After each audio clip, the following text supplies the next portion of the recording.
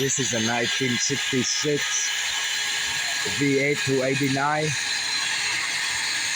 3-speed manual transmission. We're gonna take out the inner front panel, radiator supporter,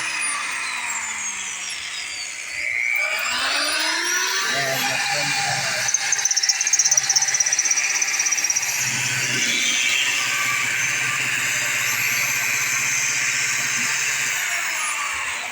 Gonna take that battery panel out.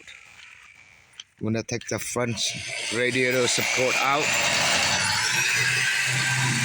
and the driver front panel out, and replace with a new panel. Taking the well spot well out.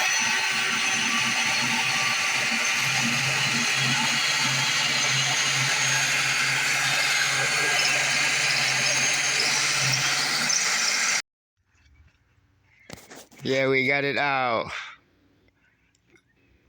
All 3 panel, radiator support panel, right side passenger front panel for the battery holder, and on the left side driver.